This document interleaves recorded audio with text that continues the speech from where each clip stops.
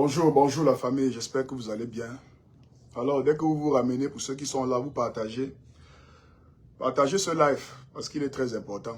Je lis beaucoup de choses, j'entends beaucoup de choses depuis hier. Et ça me fait rire. C'est-à-dire que ce peuple camerounais, vous n'allez jamais cesser de nous étonner. Vous n'allez jamais cesser d'étonner le monde entier. Partagez le direct, je vous en prie. Vous n'allez jamais cesser d'étonner le monde entier.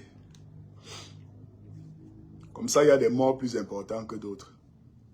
C'est bien ça. C'est bien, hein? C'est bien. Il y a des cadavres qui sont plus importants que d'autres. C'est bien. C'est bien.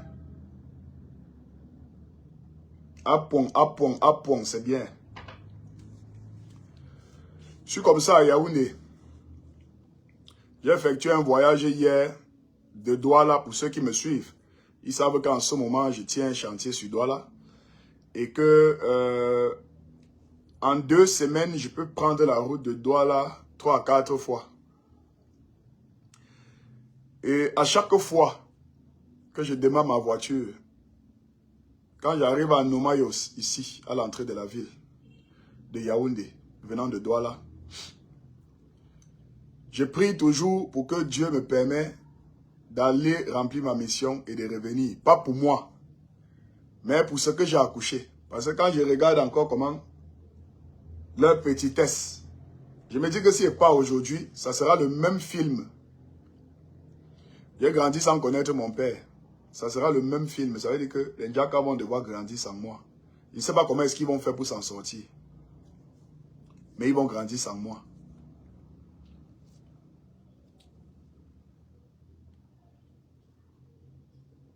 Il y a de cela quelques jours, la falaise de Tchang, qui a déjà englouti une centaine de Camerounais, a encore éliminé 5 personnes. Je crois 5 ou 6 personnes, un truc du genre. C'est passé inaperçu, hein. C'est passé dans le journal, c'est passé sur les réseaux sociaux, mais ça n'a effleuré la conscience de personne. Personne. Sur la route d'Abombang, il y a eu un accident qui a pris 2 personnes. Ça n'a effleuré personne, hein. Personne. Mais je suis surpris de voir comment la toile s'embrase depuis hier. Parce que les mêmes routes qui sont des mouroirs, cette fois-ci, a englouti un ancien lion. Lui et son ami. Nous vivons ça tous les jours que Dieu a créé dans ce pays. Tous les jours que Dieu a créé. Nous vivons ça sur nos axes routiers.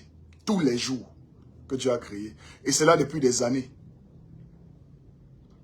Nous sommes allés en Côte d'Ivoire pour supporter les lions. Arrivé là-bas, nous avons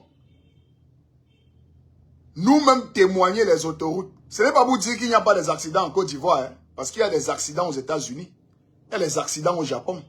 Il y a des accidents dans les pays même hyper développés. Ça arrive. Mais quelle est la fréquence? Quel est le pourcentage du taux de mortalité causé par les accidents dans ces pays? C'est la question qu'il faut qu'on se pose. Nous sommes allés filmer les infrastructures en Côte d'Ivoire, on a filmé les routes. On vous a montré l'autoroute Abidjan-Assini, comment c'est éclairé. Donc d'Abidjan à Assini, la route est éclairée. On vous a montré la signalétique sur les routes. On vous a montré l'autoroute, les voies.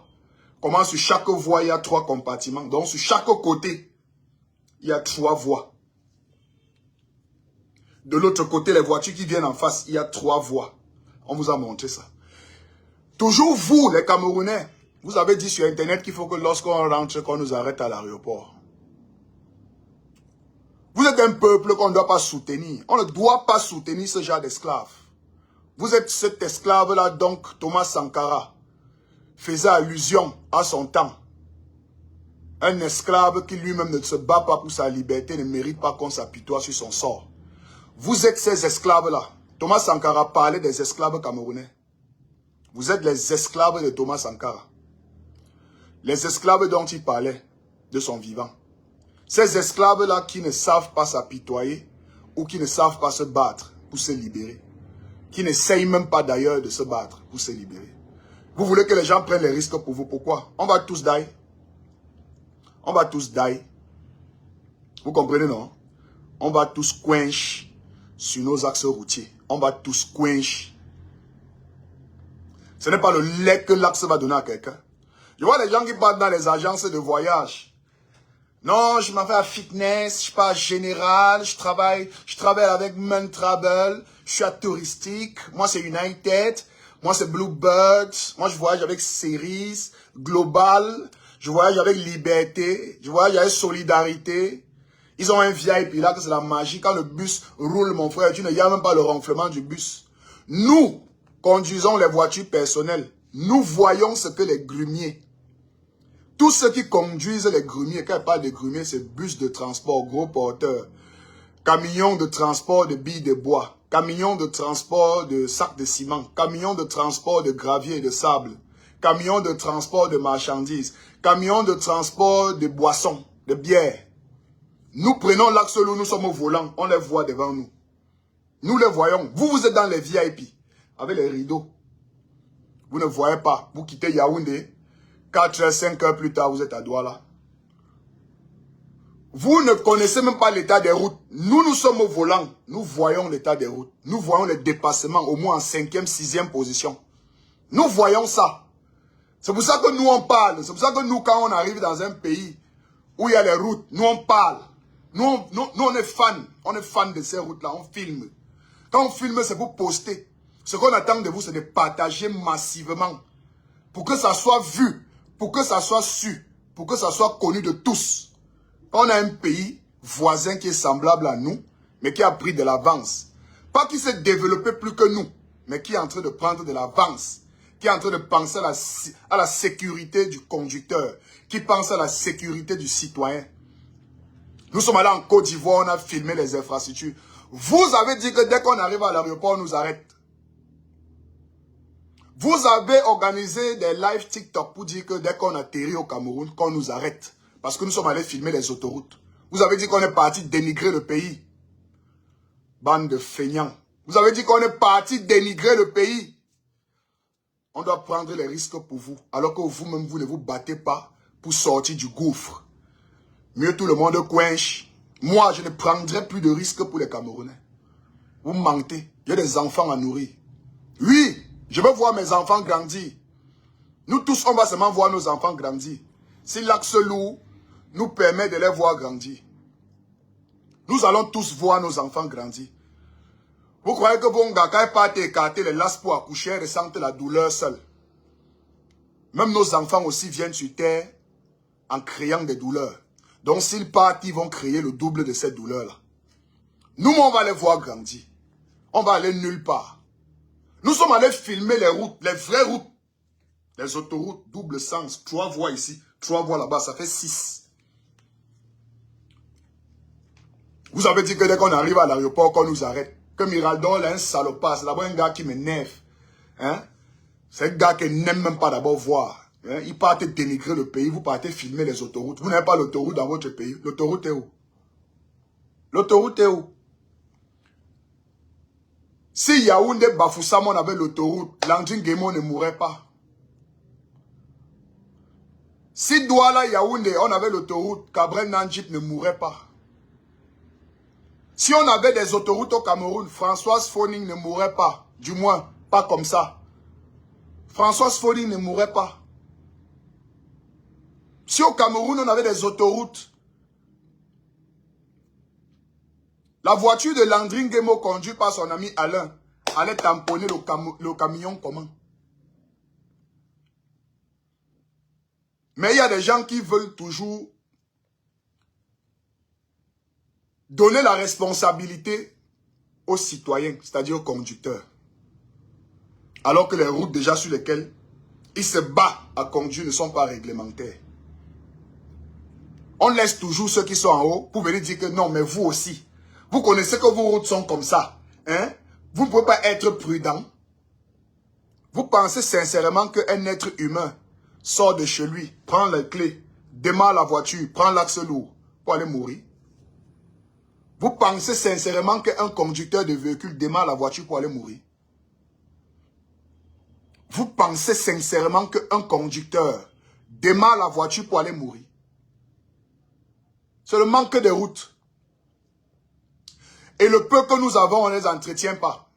Hier, j'étais sur l'axe lourd, Douala-Yaoundé. Pour ceux qui empruntent cet axe, vous savez bien que même lorsque tu pries le matin, Seigneur, je suis en train de vouloir prendre la route pour aller à Yaoundé.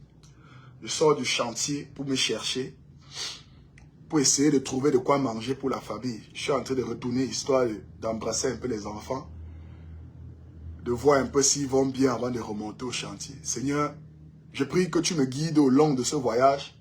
Je mets ce voyage entre tes mains. Même Dieu lui-même te parle à l'oreille et te dit que papa, calme-toi, calme-toi. Ne prie pas beaucoup. Parce que je n'ai pas la capacité d'assumer tout ce que tu me demandes là. Votre gouvernement déjà ne m'aide pas vraiment à vous protéger. Donc, prie doucement. Prie aussi, tu laisses. Parce que quand tu fais ça long, tu me donnes trop de responsabilités. J'ai des différents peuples à surveiller dans plusieurs autres pays dans le monde. Donc, tu ne peux pas me bouffer de toute mon énergie et de tout mon temps comme ça là pour te guider. Parce qu'il y a trop de trous sur votre route. Dieu lui-même te dit que, gars, il y a trop d'obstacles sur votre route.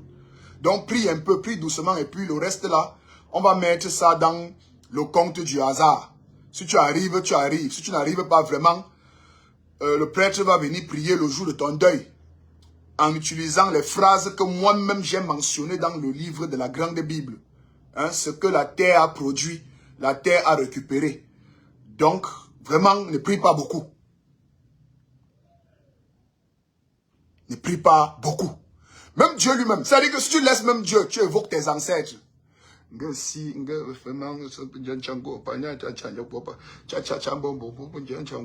dois prendre la route tout à l'heure. Vraiment, je mange le jujube ici comme ça. Je me suis lavé le matin avec le sel. Hein? Voici comme ça 4 jujubes que je mets dans mon pneu.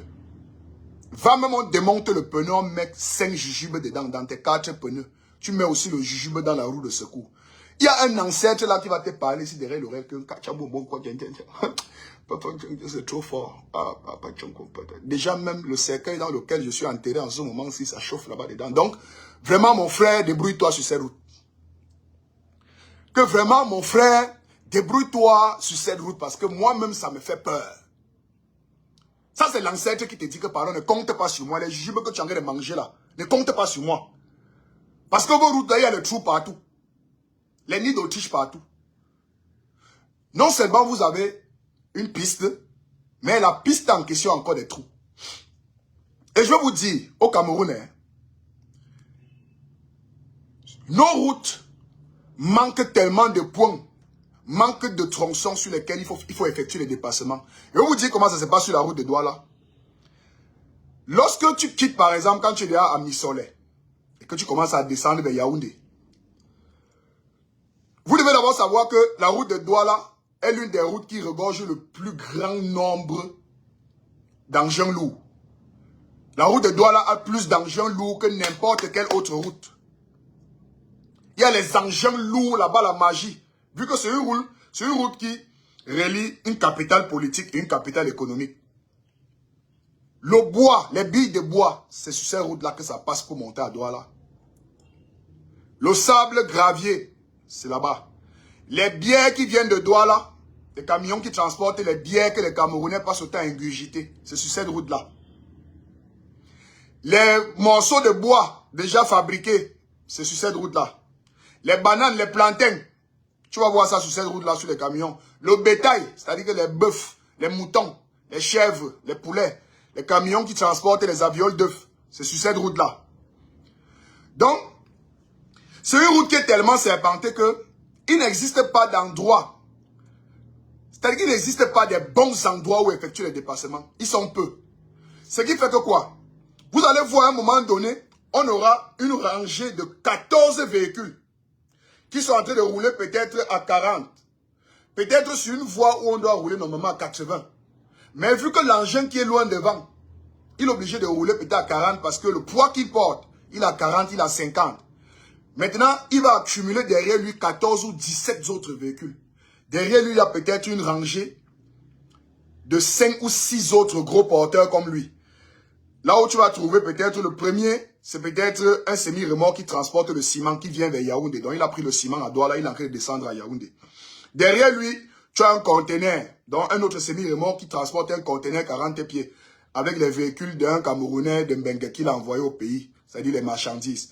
Après, tu as un gros porteur d'une agence. Derrière le gros porteur, tu as un autre gros porteur d'une autre agence. Après le gros porteur, tu as un autre camion qui transporte les billes de bois. Maintenant, entre le porteur et le camion de billes de bois, tu as deux petites voitures. Donc, tu as une Yaris, peut-être la mienne, ou peut-être tu as une Suzuki, ou peut-être tu as un RAV4. Peut-être le RAV4 dernier sorti 2021 est net derrière le gros porteur. La Yaris est derrière le RAV4. Derrière le RAV4, il y a une Suzuki Vitara. Derrière la Suzuki Vitara, il y a peut-être un Prado. Derrière le Prado, il y a encore un gros porteur, il y a un semi-remorque. Et après, il y a maintenant d'autres petites voitures. Les gars vont s'aligner derrière le premier gros porteur, là, celui qui commande de la voie. Mais il est à un endroit où interdit de doubler. La plaque est même là, c'est interdit de doubler. Interdit, la ligne continue, c'est interdit de doubler. Maintenant, les voitures là vont s'aligner derrière lui. Tout le monde va prendre son même rythme. 45-50, 45-50. Qu'est-ce qu'ils attendent? Vu que nous ne sommes pas sur une autoroute, si on était sur une autoroute, chacun devait... C'est-à-dire que le semi-remorque devait rouler à l'extrême droite. Il devait rouler... Si nous sommes sur une autoroute où on a une voie qui monte à Yaoundé, l'autre qui descend. Donc une voie qui va à Douala, l'autre qui descend à Yaoundé. Et de ce côté, on a 3 voies. De l'autre côté, on a 3 voies. Le semi-remorque qui lui roule à 50 va aller à l'extrême droite. Ceux qui roulent peut-être à 80, 90 seront au milieu. Ceux qui veulent ouvrir le feu à 110, 120 seront à l'extrême gauche. Comme ça s'est fait dans d'autres pays. Mais sauf que là, nous sommes sur un tronçon. C'est un tronçon comme ça qui est divisé en 2. Et c'est une route serpentée. En dehors du serpentage, il y a des trous partout. Donc les trous sont partout. De Douala à Yaoundé, il y a des trous partout. Donc tu roules avec... C'est-à-dire que... Une route où tu es censé changer de vitesse. Première, deuxième, troisième, quatrième, cinquième. Tu retrogrades, il faut retrograder, cinquième. Boum, tu arrives dans ta ville. Le tronçon Yaoundé-Douala, tu passes ton temps à esquiver les trous. Donc, tu passes ton temps à manœuvrer. Or, sur une route qui relie 2 villes, le chauffeur ne devrait pas trop manœuvrer. Tu ne dois pas déjà trop manœuvrer. Esquiver le trou. Tu dois esquiver les trous, esquiver les zèbres, hein? Esquiver les voitures, t'aligner. Ce qui se passe maintenant, c'est quoi? Lorsque les voitures là s'alignent devant, derrière le gros porteur qui est devant là, ils sont peut-être 17 derrière lui. Qu'est-ce que ces voitures attendent dans leur tête? Chacun d'eux attend de voir juste le tronçon, la voie ouverte pour pouvoir lancer le dépassement. Ça veut dire que le dépassement de toutes les voitures sont conditionnés par le gros porteur là. Alors que si on est sur une autoroute, il ne conditionne personne. Il est sur sa voie. Et ceux qui roulent à 80-90 sont ici. Ceux qui veulent lancer même à 130 sont à gauche. À l'extrême gauche. Lorsqu'on parle d'autoroute. Maintenant, bienvenue le moment où une petite piste s'ouvre. On a maintenant le dernier sorti RAV4 qui est entre les porteurs. Donc, il a 5 porteurs devant lui. Il a 3 voitures personnelles derrière lui et ensuite d'autres porteurs. Et les autres voitures personnelles, c'est une longue rangée de véhicules comme ça là. Chaque chauffeur a la tête comme ça dehors. Donc, voici comment les chauffeurs du Cameroun conduisent. Il envoie la tête hors de la vitre. Il guette. Dès qu'il y a une petite route. Le gars qui a la RAV4 dernière sortie, il va sortir au milieu comme ça. Pap. Il va mettre, vu qu'il a une voiture de haute technologie qui est sortie en 2023, le turbo s'active, boum. Le gars fait, woum. Il ronge les 5 rangées de semi-remorques. Pourquoi? Parce qu'il maîtrise son véhicule. Il sait qu'il a un dernier sorti RAV4. Et ce dernier sorti RAV4 a les airbags en haut, devant, sur les côtés, derrière, en bas des sièges, en bas des guidons. Ils ont installé le airbag partout. Même en cas de tonneau, tu t'amuses, il ne meurt pas. Sauf si vraiment la voiture est broyée. En cas de tonneau, les airbags sortent partout. Ça l'engloutit dedans que pouf. Mais il maîtrise sa voiture.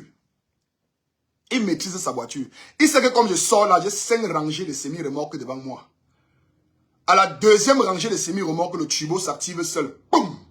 Ouh, tu vois le RAV4, oum, il part, il sort. Maintenant, il y a le Tentama avec sa petite Toyota Corolla. Une petite Toyota Corolla qui n'a même pas essayé de checker avant de prendre la route. Une Toyota Corolla dont il n'est même pas sûr. D'effectuer le dépassement. Comme il a vu le RAV4 sortir, boum, il oublie que c'est une voiture dernière sortie. Et que la voiture là, quand son turbo s'active, même le chauffeur fait ça. Boum! C'est un peu comme les ML. ML500, ML450. Quand il démarre, pap, ça ouvre. Whoop, rap, il perce l'air, il part. Maintenant, voilà mon combi qui a aussi la Yaris comme moi. On est dans les rangs, hein. Toi-même, tu sais que tu as 5 semi-remorques devant toi. Tu sais que tu as la Yaris petit moteur, VVTI. Petit moteur. Petit moteur.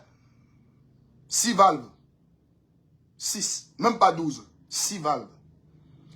Tu vois ton combi qui vient passer devant toi. Il est collé derrière le RAV4 qui était un SUV. Un SUV.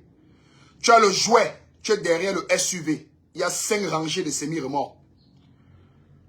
Arrivé au milieu, comme tu suivais le SUV, tu vois que le SUV maintenant active le turbo. Boum! Il peut entrer dans le rang. Quand il entre dans le rang, maintenant, tombeau ouvert. Ah! Voilà monsieur semi-remorque qui vient en face. Tu vas où? Tu as 2 options. Et le calcul sur l'axe lourd, ça ne se fait pas en heures. Ça ne se fait pas en minutes. Ça se fait en secondes. La réflexion sur l'axe lourd, c'est en secondes. C'est pour ça que la marge sécuritaire se calcule en secondes lorsqu'on conduit. Parce que c'est en 1, 2, 3 secondes que l'accident a lieu. Là, tu te retrouves au milieu, piégé, coincé entre ceux qui ont pris la route derrière toi. Parce que quand tu as suivi le SUV, il y a le Suzuki. Lui-même qui n'a pas interprété le message que, attention, j'ai un Suzuki Vitara.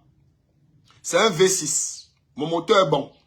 Mais là, entre le SUV qui est devant, qui a un turbo dangereux, et les 2 Yaris qui ont emprunté la route derrière lui, ils vont me faire obstruction. Donc je ne pourrai pas activer ma part de turbo de mon V6 pour pouvoir passer parce que les 2 Yaris ne pourront pas aller à la même vitesse que moi ou à la même vitesse que celui qui est devant. Ce que tu fais, c'est quoi? Tu te ranges. Tu restes dans ta position, tu les laisses. Tu actives ta marge de sécurité. Donc, si tu étais à 5 mètres, tu rentres à 10 ou 15 mètres. Tu laisses les 2 Yaris à suivre le SUV. Parce que si ça arrive, ça va arriver. Maintenant, le chauffeur, il a 2 options. Ou 3. Bref. Aucune de ces 3 options ne peut l'aider à survivre. Il n'y a que Dieu. Si Dieu a écouté sa prière quand il prenait la route à la Dibamba. Donc, quand il a prié sur le pont de la Dibamba, là, si Dieu l'a écouté, peut-être Dieu va l'aider. Quand le RAV4 fait ouh, il vient, il se range. Ras. Quand il se range, toi la Yaris, maintenant tu vois quoi devant toi? Un grumier qui te surprend. Tu as 2 choses. Soit tu entres en bas de ce grumier, soit tu vas au champ. Soit tu vas au champ, ce qui ne garantit rien. Soit face à face. Et le face à face, Landing Gemo avec un Suzuki Vitara. Tu as vu ce que le camion a fait du Suzuki Vitara? Imagine donc maintenant nos petits Yaris. C'est va là-bas. Là, je suis en train de m'adresser d'abord aux usagers. Parce qu'il faut parler d'abord au peuple. Pour lui faire comprendre que ce gouvernement n'est pas là pour assurer votre sécurité. Que ce soit sur le plan de la santé publique, que ce soit sur le plan des infrastructures routières.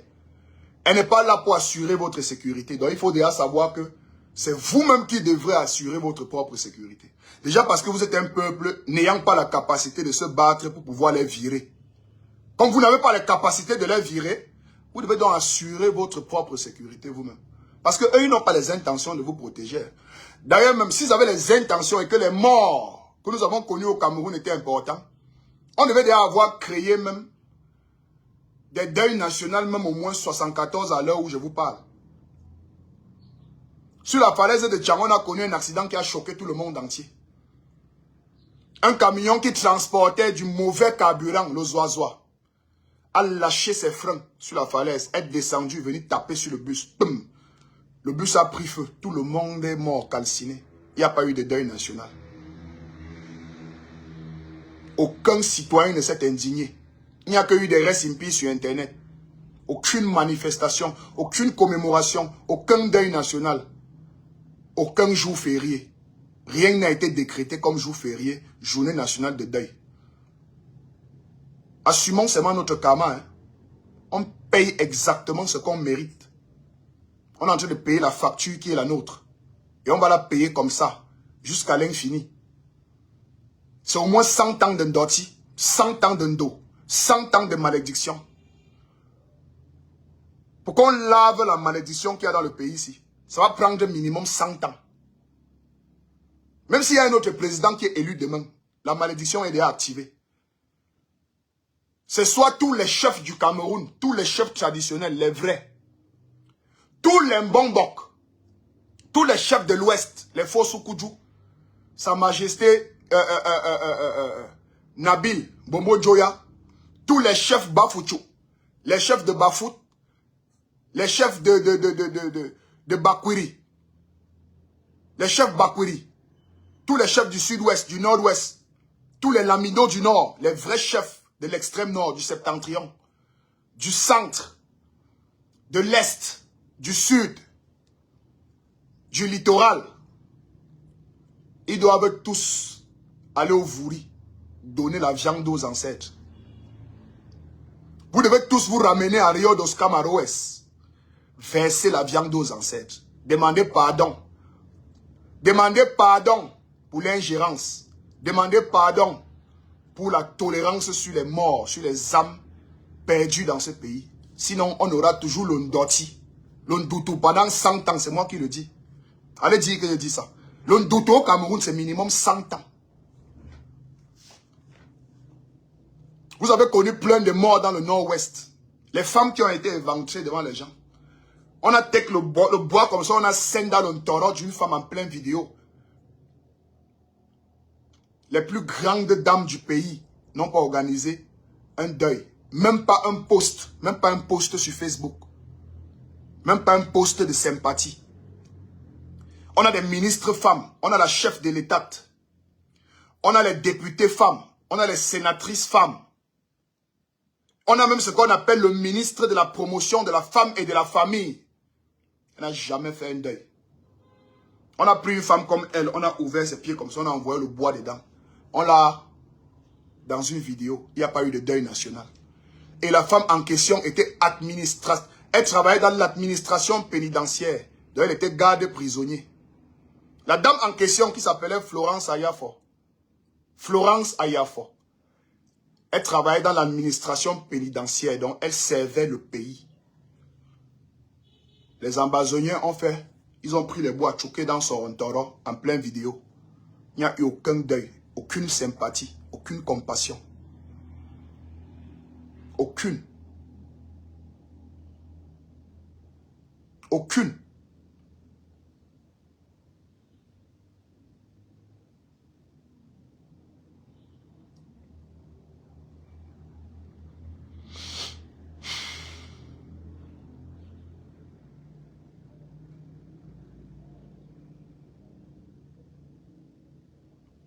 Je vous rappelle qu'au Cameroun, l'une des meilleures routes actuellement, c'est la route Yaoundé-Bafoussam. C'est l'une des meilleures, je ne veux pas dire route, c'est l'une des meilleures pistes que nous avons. Elle est meilleure pourquoi? Parce que lors de la CAN, on l'a réhabilitée. Elle a été complètement transformée.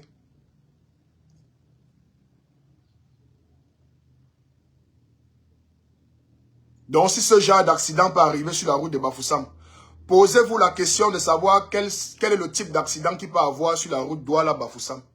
Douala-Bafoussam qui est l'une des routes les plus dangereuses en ce moment au pays. Mieux encore les routes du nord même, où on avait les coupeurs de route qui sortaient, là, ils vous taxent, après vous continuez, doucement, doucement vous arrivez. Mieux encore une route qui va dans un village à Konolinga, là-bas derrière, en Kingli, de l'autre côté là-bas. Là vous savez que non, c'est une route non bitumée. Lorsque vous arrivez à Konolingaville, vous savez que vous devez emprunter une route non bitumée, peut-être de 40 km. Là, tu sais que tu prends tes 40 km. La seule chose qui pourrait te faire obstruction en route, c'est un pont qui a été fabriqué en bois, donc un grumier est venu, il a cassé le pont. Tu peux arriver là-bas, tu gares. Maintenant, il faut maintenant appeler les riverains pour que vous arrangez le pont pour que tu passes. Ou soit un arbre, pendant une grosse pluie, est tombé et a barré la route. La seule chose. Non, non, non. La meilleure route actuellement, Ebolo Wambalmayo, faut pas oublier. Faut pas oublier que Ebolo Wambalmayo a beaucoup de virages que la route de l'Ouest n'a pas. Il y a beaucoup de virages sur la route Ebolo Wambalmayo. C'est aussi une route qui a été bitumée. Donc elle est bitumée. C'est une piste qui a été bitumée. Mais quand je parle de l'une des meilleures routes, c'est la route de l'Ouest. Parce qu'on a beaucoup de longs traits. Beaucoup de longs tronçons. Les tronçons visibles, lisibles. Là où les dépassements se font vraiment sans danger. Mais au niveau là où l'ancien lion, Léandrine Guémot est décédé, après Bebdala, c'est un endroit très dangereux. Et c'est un virage. C'est un virage. C'est un virage. Un virage dangereux. Là où il y a le déplacement, là, je connais bien la mer. Je prends la route de l'Ouest tous les jours que tu as créé. C'est ma route, non? C'est ma route. Douala Yaoundé. Yaoundé Bafoussam. Non, c'est ma route.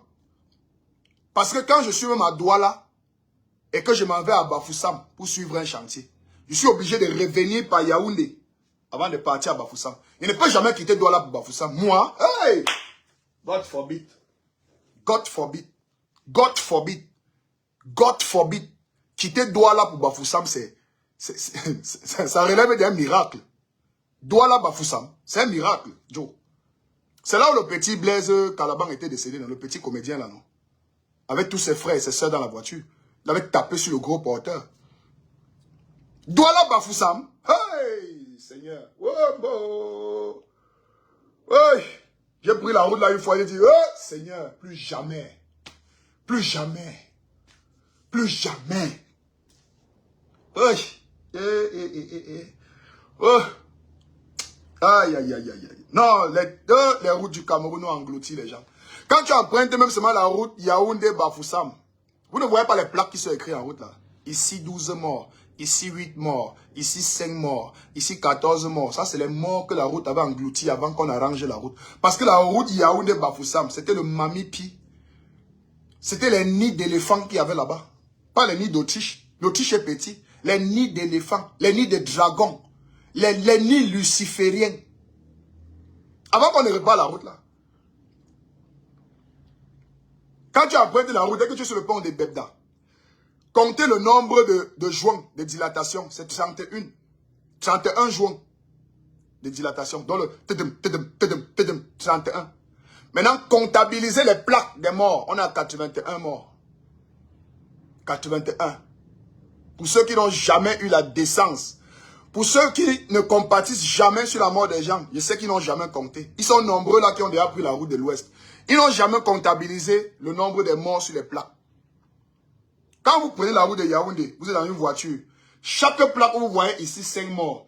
Prenez seulement votre téléphone. Dès que vous tombez ici 5 morts, tu fais 5 plus. Tu arrives ici 8 morts, plus 8. Ici 3 morts, plus 3. Arrive à Bafoussam, tu me dis le nombre de morts que tu verras sur les plaques. Et laissez-moi vous dire que ce qui est écrit sur les plaques là, c'est des morts qu'on a déclarés, trouvés sur le champ. Il y a eu des accidents où on a connu les 40 morts. Il y a eu des accidents où on a vu que tout le monde a le... On a connu des accidents de Fondem ici là où le semi-remorque, le plateau là avait coupé les têtes des gens dans le bus. Ça tournait, ça a fendu le bus comme ça en deux. De couper les têtes des gens. C'est pas écrit sur la route là, oh, ça avait eu lieu sur cette route. On connaît des accidents où il y a eu les 32 morts. Ça avait eu lieu sur cette route, mais ce n'est pas écrit. Donc ça veut dire que comptabiliser seulement le nombre de morts qu'il y a sur les plaques multiplié par 5.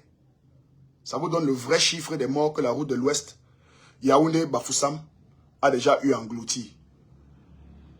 Maintenant, revenons donc sur la responsabilité de ceux qui doivent construire les routes. Naturellement, tous doivent aller en Ngata. Eux tous.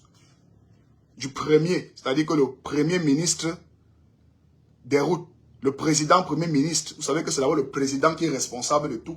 Ensuite, maintenant, il y a ses dérivés. Nous sommes partis en Côte d'Ivoire filmer les routes, chers Camerounais, vous êtes là. Maintenant, vous venez couler les larmes ici. Oh, voilà un ancien lion qui est mort. Vraiment, j'ai même entendu certains dire que c'est même bien fait pour lui. Hein?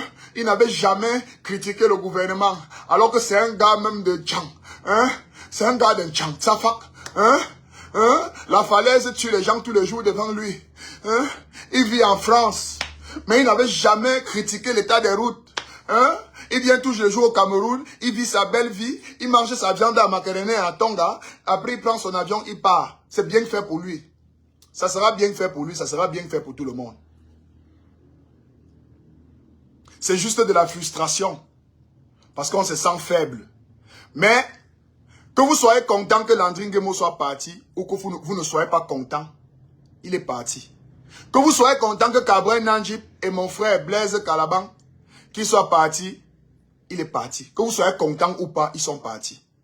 Que vous soyez content qu'un camion qui transporte le faux carburant, ce qui est d'abord interdit, des produits illicites, il transporte du carburant clandestinement et il a traversé tous les contrôles routiers. Il s'est retrouvé à la falaise. Il a lâché. Il est venu taper sur un bus, à brûler tout le monde. Que vous soyez content de ça ou pas, la falaise ne fait qu'engloutir. L'autre jour encore, elle a encore englouti 5 personnes. Donc il ne s'agit pas de vous étant content de la mort de Landry Nguemo ou de vous étant fier de sa mort.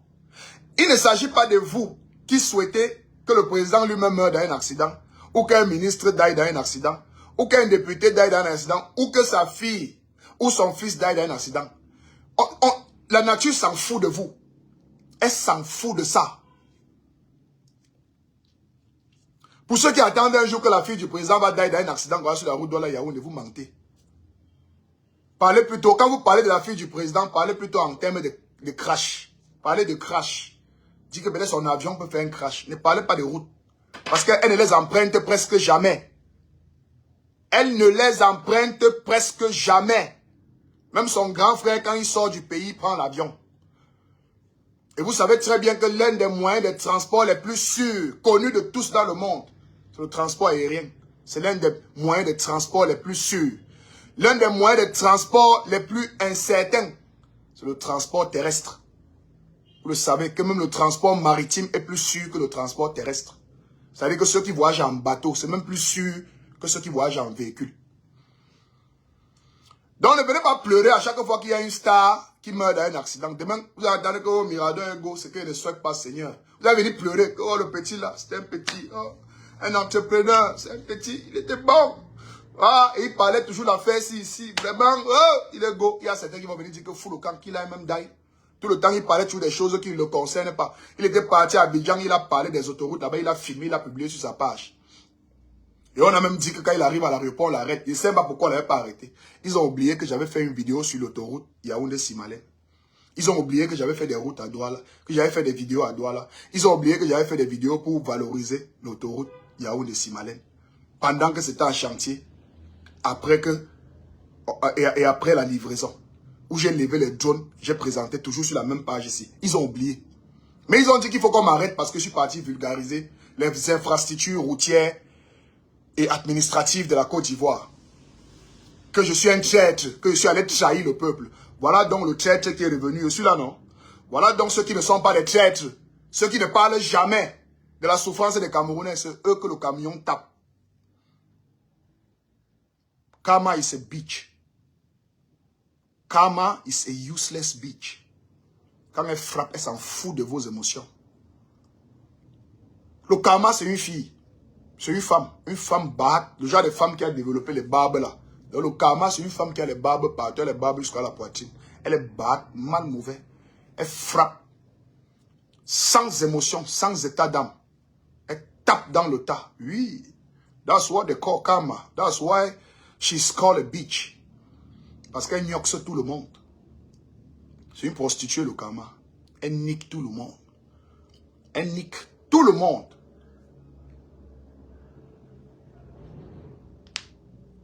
La seule intention que moi, en tant que Camerounais qui aime son pays, j'avais lorsque je vulgarisais les routes que j'ai vues en Côte d'Ivoire, c'est d'abord parce que j'étais étonné. Ce genre de route, je l'avais vu à Dubaï. Ce genre de route, j'avais déjà vu au Kenya, à l'époque quand je jouais encore au rugby. Lorsque nous sommes partis pour un petit championnat au Kenya, j'ai vu des grandes routes. Mais j'étais encore petit, très jeune. Je ne comprenais pas encore l'importance des autoroutes parce que je ne conduisais même pas encore. J'avais jamais pris une route moi-même au volant jusqu'à témoigner ce que je témoigne sur nos axes routiers du Cameroun. C'est quand j'ai pris de l'âge, un peu de maturité, que j'ai compris l'importance d'avoir des autoroutes. L'importance d'avoir des autoroutes.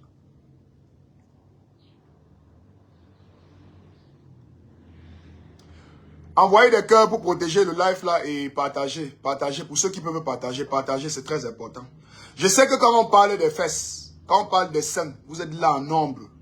Si j'avais mis le live, si vous parlez des affaires de Tata Lolo et de Fleur de Vie, ou des affaires de Vemba et de Coco Emilia, vous devez être là. Vous devez être au moins 500. Mais quand il s'agit de ceci, vous n'êtes pas là. Et après, vous venez pleurer, vous tapez dans les mamies de vos mamans, pleurer que les gens meurent sur les routes. Alors que vous êtes un peuple faible. L'un des peuples les plus faibles de l'Afrique, c'est le peuple camerounais. L'un des peuples les plus faibles de l'Afrique, les plus nonchalants, c'est le peuple camerounais. L'un des peuples les plus faibles en Afrique, c'est le peuple camerounais. Très fort intellectuellement parce qu'ils vont à l'école. Les parents au moins se battent. Ils prennent même les tontines dans les réunions pour vous envoyer à l'école. Vous obtenez des diplômes, hein? Les licences, les masters, les doctorats, les maîtrises, les ingénieurs, vous en avez. Mais c'est comme si en réalité, c'est cette école-là qui bouche les soupapes de vos neurones. C'est trop d'écoles chez les Camerounais qui fait en sorte que, vous voyez, vous fréquentez trop. Ou au Burkina Faso, ils n'ont pas besoin de trop fréquenter, ils n'ont pas besoin d'accorder le français. Ils n'ont pas besoin d'avoir un français soutenu pour être intègre. Vous comprenez donc que pour être un peuple intègre, ce n'est pas l'école. C'est la vision. C'est la vision que les dévanciers ont eue dans ces différents pays. Dans notre pays, il y a eu cette vision-là. On a eu des dévanciers qui étaient des combattants. Mais sauf que ceux qui sont arrivés après ont effacé ça. Ils ont effacé l'histoire. Ils ont refusé d'enseigner l'histoire des Oumyobel, des Douala Mangabel, des combattants. Ils ont dit, vous là, c'est ici que votre histoire s'arrête.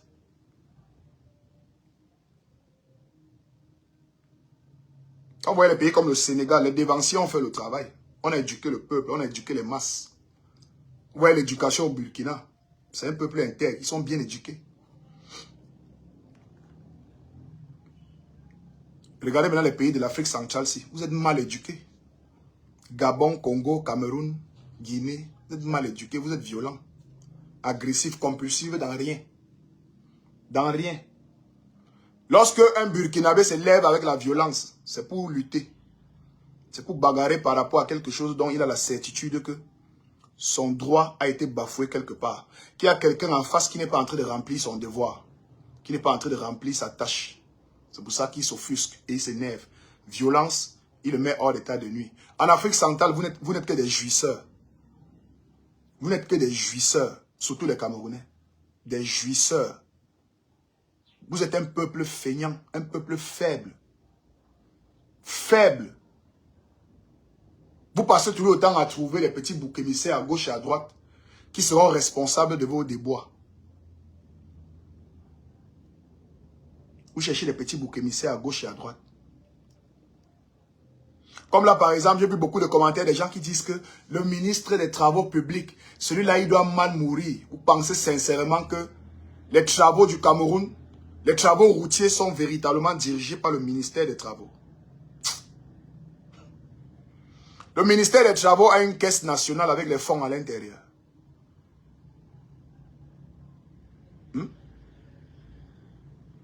Le ministère des Travaux a un coffre-fort. Il a la clé du ministère des Finances. Ganou Djoumissi a un sac d'argent dans sa maison qui sort pour implémenter sur les projets de votre pays. Vous pensez sincèrement que le manque d'infrastructures routières dans ce pays, c'est Ganou Djoumissi qui est responsable? Vous avez cette facilité-là, allez vous accrocher sur un petit bouc émissaire. Vous le prenez là, vous voulez le malaxer. Vous connaissez qui est le responsable de vos problèmes. Vous le connaissez. Il y a une seule personne qui est responsable de vos problèmes. Une seule. Il n'y en a pas deux. Le tribalisme, le manque d'infrastructures administratives, le manque d'infrastructures routières, le manque de considération du peuple, le manque de véritable santé publique. Où est par exemple le ministre de la santé publique? Il ne peut pas faire grand-chose. J'ai fait des vidéos ici où on a des jeunes filles qui ont pris la toile en otage, qui vendent des produits dépigmentatifs, des produits de ginseng injectables, buvables, à la jeune fille camerounaise, aux jeunes citoyens camerounais. Est-ce que vous avez déjà vu le ministre de la Santé publique du Cameroun sortir pour interpeller ces personnes? Quand vous arrivez au marché central, on vend toujours le médicament de la rue, non? Quand vous arrivez au Carrefour Carrière à Flamenco, on vend toujours le médicament de la rue, non? Vous pensez que le ministre ne connaît pas qui sont là? Non, vous allez acheter le médicament là. Les enfants mineurs aujourd'hui sont même devenus les dealers des produits comme le diazépam, le Sparero. Vous connaissez ce qu'on appelle le diazépam, le 0,25. Les enfants de 17 ans partent en pharmacie acheter le diazépam, on les vend. Dans certaines pharmacies, pas toutes. Pourtant, c'est des médicaments qui demandent quand même des prescriptions, comme des tramadol et tout ça. Mais on envoie un enfant de 17 ans, il va à la pharmacie, il achète. On s'en fout de votre santé publique. On s'en fout. On s'en fout de vous.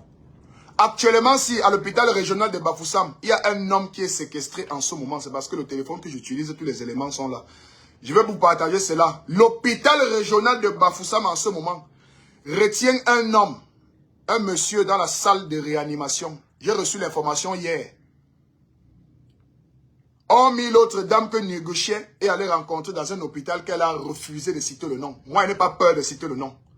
L'hôpital régional de Bafoussam, qui est situé derrière le marché B de Bafoussam, en ce moment, retient un homme qui a été opéré au ventre. Il a les intestins attachés, son ventre a commencé à gonfler. On l'a opéré. On retient cet homme dans la salle de réanimation pour une facture de 292 000. La famille a signé les engagements. On dit qu'on ne le relâche pas de la salle de réanimation pour une facture de 292 000. L'argent que la famille avait, elle a préféré acheter les médicaments d'abord pour que l'homme puisse boire ces médicaments afin que sa blessure puisse sécher en attendant de trouver des fonds. 292 000. Un citoyen camerounais est retenu à l'hôpital. Ils sont allés vendre sa moto. L'homme se débrouille dans la ville de Bafoussam. Ils ont pris la moto pour aller vendre. On a acheté la moto à 20 000. Parce que la moto est déjà délabrée. C'est un pack-pack. Il est le seul qui connaît comment il démarre sa moto pour aller lui au champ. Il est en ce moment retenu à l'hôpital régional de Bafoussam. Pour une facture de 292 000. Dans un pays comme le Cameroun. Où on a des ministres qui détournent des milliards. Où on a des gens qui ont détourné l'argent du Covid. 190 milliards. Dans un pays comme celui-ci où n'importe qui détourne lui ses milliards comme il veut. Petite chirurgie au ventre, il est vivant, ça a réussi. Et le monsieur en question est père d'un nourrisson de 2 mois. Donc sa femme venait d'accoucher un nourrisson de 2 mois. Elle a accouché par césarienne. Vous voyez comment le karma qui est censé frapper les vrais gens vient frapper le pauvre citoyen. C'est pour ça que je vous dis que personne n'est à l'abri. Vous qui croyez que vous êtes à l'abri là. Certains bien souvent disent que papa Mirador, tu as le courage, tu parles comme ça, je crois seulement que le lendemain tu vas disparaître. Je disparais aujourd'hui. Je disparais demain. Je disparais après-demain. Je serai toujours mieux que ceux qui ont disparu hier. Je répète. Si je disparais aujourd'hui, ce soir, demain matin, après-demain, ou bien l'année prochaine, je serai mieux que ceux qui sont morts dans l'accident hier. Je serai mieux. Parce que j'ai vécu un jour de plus, ou une semaine de plus, ou un mois de plus. Et en réalité, c'est ça la vie. No be first man dey come, we be a first man for go. Si c'était comme ça, c'est qu'on devait avoir une population très vieillissante au Cameroun, et même partout dans le monde. Ce n'est pas le premier à arriver sur la terre qui est le premier à partir. La nature engloutit qui elle veut, quand elle veut, comme elle veut. C'est elle qui décide du temps que tu mettras sur terre. Ce n'est pas des individus. Même si un homme vous kidnappe et vous assassine, il faut savoir que c'est la nature qui avait décidé que c'est un homme qui va vous ôter la vie. Parce qu'il a réservé quelque chose pour celui qui vous ôte la vie. C'est Dieu qui décide. Donc je serai toujours mieux. Voilà un homme débrouillard. En fait, il n'est même pas de la classe modeste. Il est de la classe inférieure à celle qui est inférieure à la classe modeste. Il est de la classe inférieure à celle qui est inférieure à la classe modeste. Parce qu'il a vendu sa moto à 20 000. Imaginez un peu une moto qu'on vend à 20 000. Essayez un peu de fermer vos yeux. Essayez de faire une caricature d'une moto qu'on vend à 20 000. Bon. Pendant qu'on vend des vélos VTT à 40, 60, 100 000. Le vélo qu'on pédale, on vend à 20 000, 25 000, 40 000, 60, 100 000. Maintenant, fermez vos yeux, vous imaginez une moto qui prend le carburant. Quand on demande, ça va rang, ça va au champ. Et qu'on vend à 20 000. Fermez les yeux, imaginez un peu la moto dans votre tête, l'état de la moto. Sa femme vient d'accoucher, un nourrisson. J'ai reçu la photo du nourrisson comme ça, couché au lit.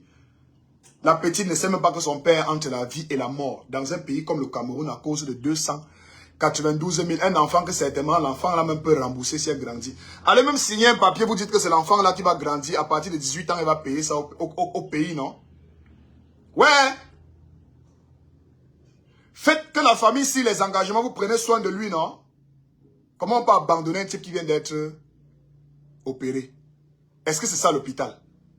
Est-ce que c'est ça l'hôpital? Vivement. Vivement. Je demande aux jeunes investisseurs de l'Ouest, ceux qui sont en bain aux États-Unis, à New York, à Washington, à Houston, au Texas, tous ceux qui sont au Canada, en Allemagne, en Australie, en Nouvelle-Zélande, construisez les cliniques dans vos villages pour aider les populations. Construisez les cliniques dans vos villages. Parce que l'hôpital public,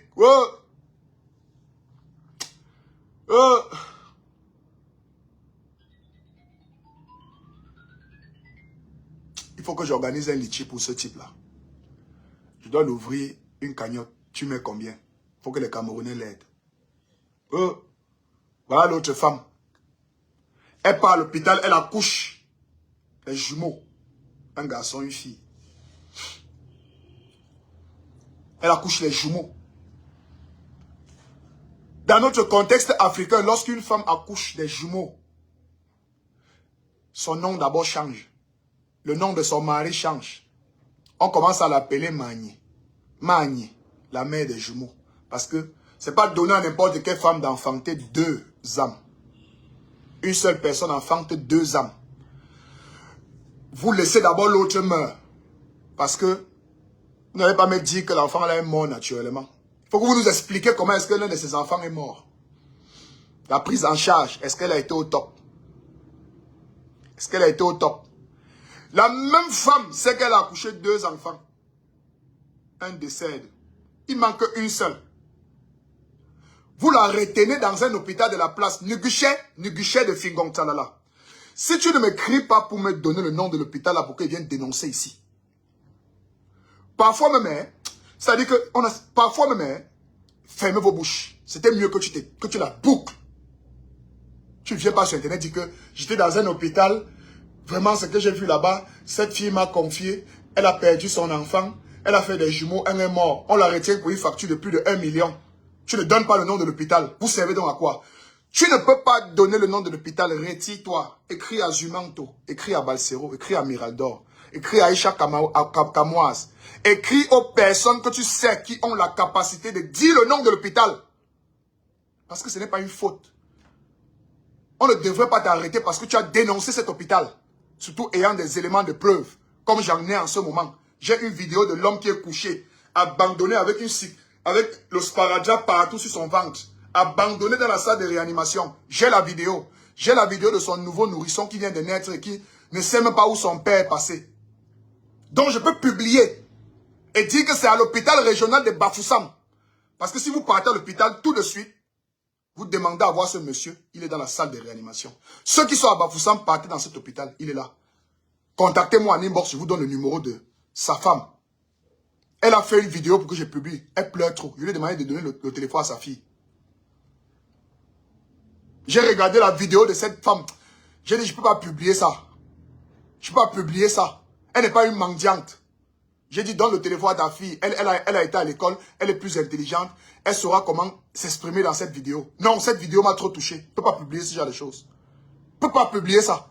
Donc, vous allez voir la vidéo de sa fille après le live-ci, je vais faire une sorte de montage là, avec la vidéo du monsieur, dans la salle de réanimation, je vais publier. Pour ceux qui auront l'amabilité de déposer quelque chose dans cette cagnotte, déposez pour eux. Vous l'avez fait avec le jeune albinos, père à son âme, Simo, Tegoum, Martial, vous pouvez le faire pour elle. Négocier, si tu veux qu'on aide cette fille, hein, dénoncez-moi l'hôpital là. Ouvrez une cagnotte pour cette fille. Les Camerounais en 30 minutes sont capables de cotiser les 1 million. Mais on doit connaître de quel hôpital il s'agit. Pour que lorsque la fille de Tuyu va accoucher, qu'elle ne passe pas dans cet hôpital. Lorsqu'on a volé les enfants de Vanessa à Génico, tout le monde était au courant que c'était Génico. Les gens fuyaient cet hôpital-là. Dénoncez l'hôpital pour que les gens ne partent plus là-bas accoucher. Une femme qui accouche 2 enfants, ça doit être une bénédiction même pour tout l'hôpital. Parce que c'est spirituel. Son nom change, on l'appelle Magné Tagné. Son père, le mari s'appelle Tagné dorénavant. On a quelqu'un qui vient écrire là où c'est qui. Il dit que la route ne tue pas. C'est nous qui tuons. Tu es trop imbécile. Ça, ce sont des phrases qui tiennent la route dans les pays où il y a déjà la route. Vous avez des routes? Vous avez des routes? Vous avez des routes, monsieur? La route ne tue pas, c'est nous qui tuons. Le premier tueur, c'est la route. Tu peux avoir des bons freins. J'ai dit, tu peux avoir une voiture qui a des bons freins. Tu actives ce frein sur du mauvais bitume. Et cette voiture patine parce que le bitume est mauvais. Tu peux avoir une bonne voiture. Sur une piste comme celle de Yaoundé-Douala, un nid d'Autriche te surprend. Un nid d'Autriche qui n'avait rien à faire là. Lorsqu'on est sur l'axe Lou et qu'on est à 110, en réalité, on est censé prendre un tronçon de route sur un certain nombre de kilomètres et ne attendre que la plaque nous parle. Dès que la plaque nous parle, on réduit la vitesse selon la plaque. Mais tu peux arriver à un embranchement. Vu que la conduite, en réalité, les voitures se tamponnent et se coïncident par hasard. C'est la loterie. Tu es sur le même, tu es presque sur le même, c'est-à-dire que tu es presque à même niveau avec un semi-remorque. Et tu as un trou là. Donc ton pneu de droite doit tomber là-dedans. Et que s'il tombe dans ce trou, il peut avoir éclatement, il peut avoir tonneau. Parce que tu peux prendre ton éclatement là-bas, pap, la voiture peut basculer et t'envoyer au champ. Qu'est-ce que le chauffeur a? Qu'est-ce que le cerveau interprète en ce moment? Le premier réflexe, c'est virer à gauche, revenir à droite. C'est le premier réflexe. C'est comme quand la mouche te vient à l'œil. Quand la mouche te vient à l'œil, de ce côté, tu fais ça. Écoutez très bien. Quand la mouche te vient, si on te lance un objet ici, tu fais ça. Si on te lance un objet ici, tu fais ça. Le cerveau qui commande. Ce n'est pas toi. L'instinct de suivi. Le cerveau qui commande. Demande à ton enfant de prendre le charbon. Porte même l'enfant sur tes pieds. On sort le charbon du feu, un gros charbon rouge. On lance sur toi. Tu vas jeter l'enfant là. Premier réflexe. Avant de te rendre compte que tu as bousculé l'enfant au sol, tu le reportes. Il faut faire attention. Est-ce que ça voudrait dire que la maman qui a reçu peut-être de l'eau chaude qu'on lui versait et qui a eu le réflexe de basculer l'enfant, est-ce que tu vas dire que cette maman n'aime pas sa fille? Est-ce que tu viendras me dire que c'est la maman qui a mis en danger sa fille? Non, c'est l'eau chaude qu'on l'a versée qui les a tous mis en danger. Tu ne peux pas demander à ton fils d'être responsable des fautes d'orthographe qu'il fait pendant une dictée, alors que tu es conscient qu'il n'a pas été à l'école. Un parent qui doit reprocher à un enfant d'avoir autant de fautes, soit dans une dissertation écrite ou dans une dictée, c'est un parent qui doit être conscient du fait d'avoir au moins permis à son enfant de terminer le cycle primaire et le cycle secondaire. Tu ne peux pas envoyer ton enfant aller creuser les rats et tu viens l'évaluer sur la dissertation ou sur une dictée. Non, va l'évaluer sur les rats. Va l'évaluer sur les rats qui creusent. Demande-lui quelle est sa capacité à extirper un rat de son trou. En combien de minutes est-ce qu'il parvient à extirper un ou deux rats de son trou? Parce que tu l'as éduqué comme un creuseur de rats. Mais si tu l'envoies à l'école et qu'il obtient un baccalauréat et qu'il obtient un bac A, langue, et qu'il te commet autant de fautes lors d'une dictée, là tu peux lui reprocher que mais j'ai payé ta pension. J'ai pris des crédits à la banque pour t'envoyer à l'école pour que tu obtiennes ce bac langue. C'est la langue que tu as fait. Et en plus, la langue française, dans laquelle tu commets autant de fautes. Là, tu peux l'évaluer. Ne viens pas demander à un peuple d'être consensueux alors que toi-même tu as participé à sa mauvaise éducation. Alors que toi-même tu as retiré le sens du civisme et de la morale dans les écoles. Alors que toi-même tu as été incapable de mettre à sa disposition des vraies routes réglementaires. Parce qu'au Cameroun, il n'y a pas de route qui relie deux villes qui sont réglementaires. La route qui est réglementaire est encore en construction depuis 30 ans. On est à 62 km. Sur plus de 200 km. Ce qu'il faut dire, c'est que Yaoundé Douala, c'est plus de 200 km. Et en 15 ans, 18 ans, vous êtes à 60 km.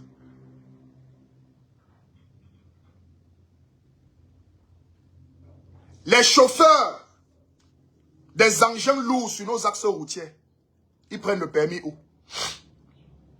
Y a-t-il un auto-école ou une auto-école pour les semi-lourds ou pour les engins lourds au Cameroun? Il y en a, c'est où? Les semi-remorques prennent leur permis où? Les camions qui transportent les sables prennent le permis où? Vous voulez que je vous dise là où ils prennent le permis? Ils prennent le permis en Centrafrique. C'est les faux permis qu'on peut faire en Centrafrique et qu'on revient permuter au Cameroun. Ils obtiennent ces permis par le biais de la corruption. Au Cameroun, les permis de conduire sont délivrés aux citoyens par les voies de corruption. Un gars reste chez lui, le permis vient le trouver à la maison. 2 mois qui suivent après l'obtention de son permis, sa grande sœur qui est aux États-Unis lui envoie un SUV ou un V6. La voiture fait 2 mois dans le bateau. Dès que ça arrive au pays, il prend 2 semaines. Il sort tous les papiers. La prochaine semaine, il est sur l'axe lourd, Douala Yaoundé, avec le faux permis. Il vient tuer les gens. Il vient tuer les gens. Demandez-moi si le camion qui a tué Langding Gemo, si le chauffeur avait un permis. Est-ce que le chauffeur avait un permis? Il a obtenu le permis où? Si oui. C'était où? Vous croyez qu'on ne les contrôle pas? Vous pensez qu'on ne sait pas qu'ils n'ont pas de vrai permis? Où est l'école des engins lourds du Cameroun? Les gens qui conduisent les caterpillars là, ils apprennent ça où? Les gens qui conduisent les semi-remorques, les plateaux, ceux qui portent le ciment là, ils prennent le permis où? Montrez-moi où ils prennent le permis. Ils prennent ça où? Donc on est conscient. Tout comme on laisse les bensikineurs rouler dans nos villes de Douala, dans les villes de Yaoundé, de Bafoussam, de Mbunda, du Nord. Tout un groupe de tomates qui n'ont pas de permis, qui ne connaissent rien du code de la route, passent le temps à rouler en pleine ville avec des êtres humains sur leurs engins. C'est comme ça qu'ils passent le temps à doubler à droite, on les envoie dans les caniveaux.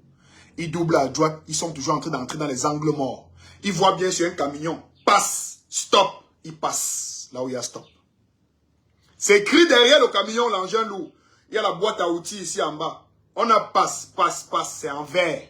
Stop, stop, stop, don't pass. C'est en rouge, avec une bande blanche.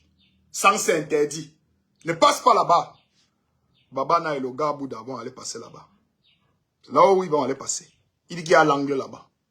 Il va aller passer là-bas. Vous allez accuser qui? Babana? Non. I can't accuse him. Tu ne peux pas accuser un bensikineur qui ne connaît pas le code de la route de doubler à droite.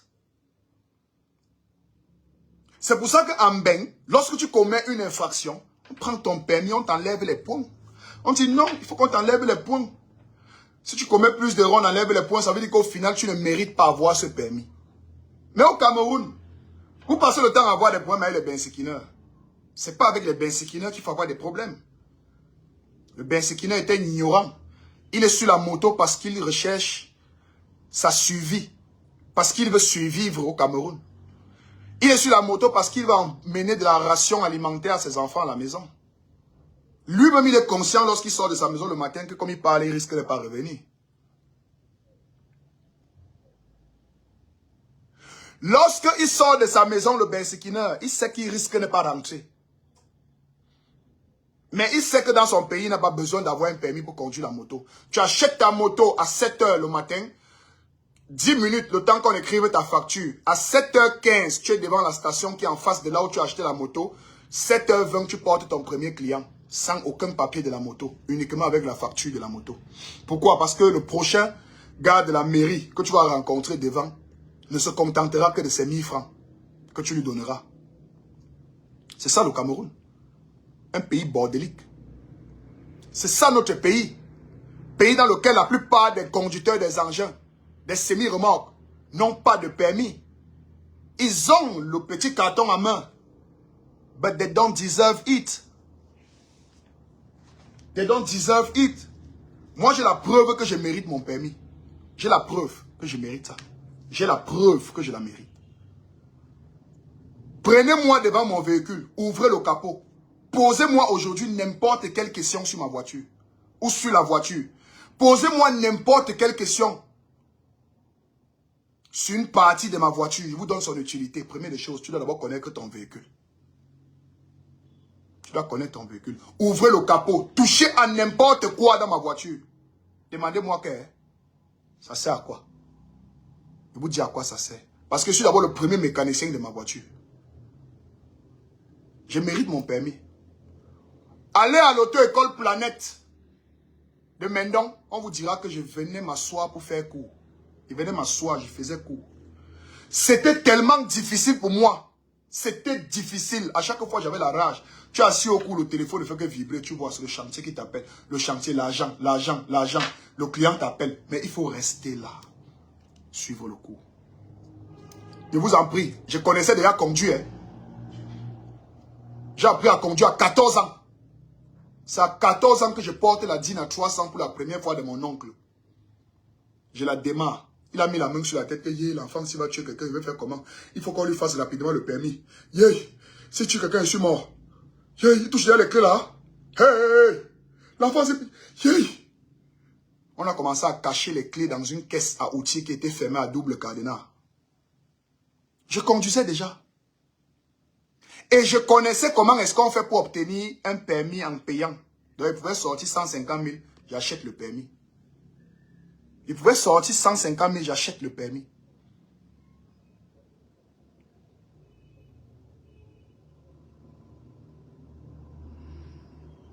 Je pouvais sortir 150 000, j'achète ça. Mais je suis encore reparti, ancré dans la voiture. Aller encore au cours pratique. Théorie, j'étais là assis sur le tableau avec les autres femmes, les femmes enceintes même. On ne fait que parler des choses que je connais déjà. Attendez, je vais voir si je le livre.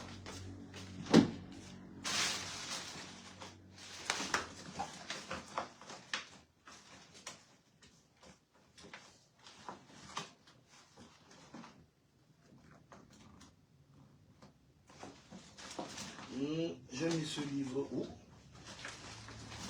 Est-ce qu'il est encore ici? Ce fameux livre-là. Voilà. Je crois que c'est celui-là.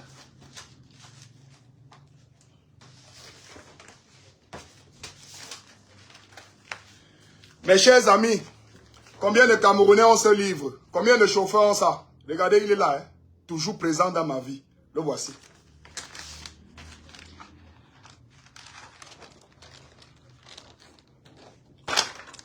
Combien en ont ce livre?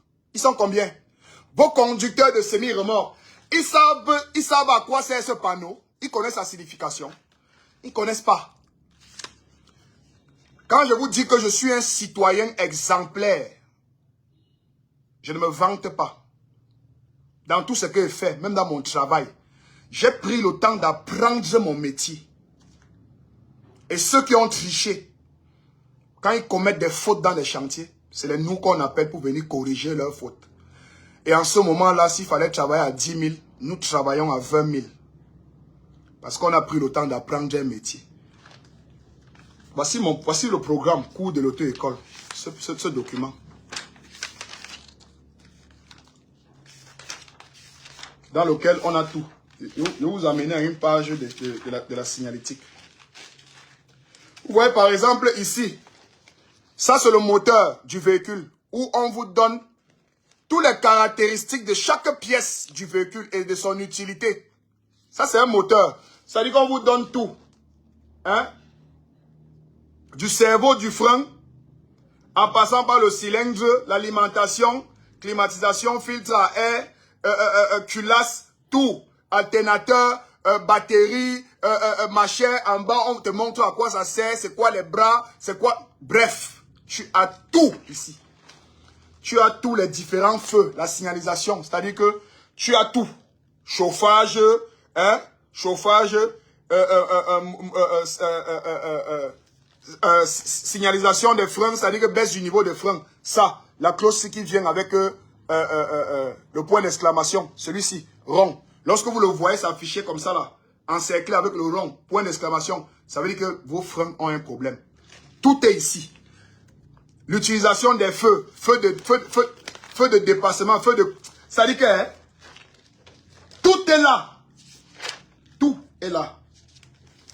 On vous parle même de l'alcool. Pourquoi il ne faut pas conduire en état d'ivresse. On montre comment l'alcool que vous ingurgitez remonte au cerveau. On vous dit ce que ça fait lorsque vous conduisez. Vu que dans la conduite, les décisions se prennent en secondes. Si tu as bu 4 grandes Guinness avant de prendre la route, ton cerveau n'aura plus la même capacité de répondre à une certaine situation avec une vitesse te permettant de te sortir du pétrin. Ah, c'est ça. S'il y avait moyen de faire ça en PDF et de publier sur ma page, je devais publier pour les nouveaux chauffeurs. Vous voyez par exemple ici au virage, voici l'accident qui a eu lieu avec Ngemo, parce qu'il a fait ce dépassement à ce virage-ci. Là, le point jaune que vous voyez ici, c'est un véhicule qui est en train d'arriver. Vous voyez le monsieur-ci. Est-ce qu'il est censé emprunter le dépassement-ci? Est-ce qu'il est censé faire un dépassement ici? Non. C'est ce qui s'est passé avec l'accident d'Ngemo. Donc, le camion a fait le dépassement à un virage où il est venu fracasser Ngemo. Il est venu fracasser l'enfant de Thuy. Est-ce que les gens savaient ce que ça veut dire, ça? Quand il y a une voiture comme ça, une noire, une rouge, encerclée par un rouge, on ne fait pas de dépassement. Quand il y a ça, on n'effectue pas de dépassement. Maintenant, quand c'est comme ça, blanc, noir sur blanc, ça veut dire que là, vous pouvez déjà envisager un dépassement. Mais pas en vous basant uniquement sur la plaque. On ne se base pas uniquement sur la plaque, on se base uniquement sur le visuel de ce qu'on voit. Est-ce que c'est parce qu'il y a la plaque qu'il n'y a pas une voiture qui vient en face de toi? Vu que nous sommes sur des routes à un tronçon. Donc, tu dois visualiser. La voiture qui vient en face de moi, elle a combien de mètres? Quelle est sa distance? Quelle est la capacité de mon moteur à porter tout le gros véhicule si elle a propulsé vers l'avant? Quelle est sa capacité? En combien de minutes est-ce que je passe de la première à la deuxième à la troisième pour pouvoir me retrouver devant les 3 semi-remorques qui sont devant moi? Est-ce que mon véhicule peut? S'il ne peut pas, range-toi et attends un long tronçon ou bien attends qu'il y aura de l'espace entre les semi-remorques, tu fais un dépassement, tu entres au milieu, tu ressors au fur et à mesure et tu t'en vas. Est-ce qu'ils le savent? Ils ne le savent pas. Les chèvres, après ils viennent nous parler.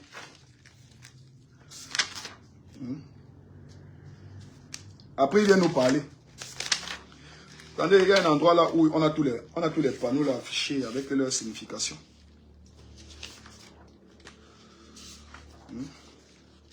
On dit que si tu veux cacher un secret au Camerounais, mets-le dans un livre. Et nous vivons ça aujourd'hui. Nous le vivons aujourd'hui. Ndam Shiliou. Quand vous voyez par exemple ça, le panneau-ci, va, hein? 5 km. Qu'est-ce qu'on vous dit? Il nous indique la catégorie d'usagers concernés par l'information contenue sur le panneau principal. Regardez, ici, On vous dit comment est-ce que la route, on vous parle d'un virage qu'on aura ici. C'est devant vous. Que la route fera ça. Devant vous. Sur 5 km. Donc, il vous prévient que devant vous, tu auras un virage comme ça.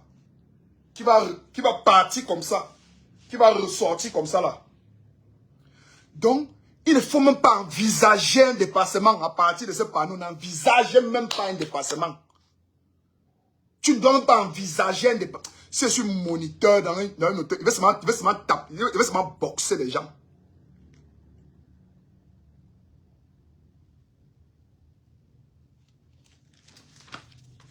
Voilà un autre qui dit que les chauffeurs, cette route est bonne.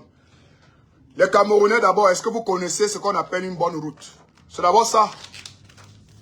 Tu connais ce qu'on appelle une bonne route? Vous connaissez ce qu'on appelle une route aménagée? Une route réglementaire? Tu la connais, une route réglementaire?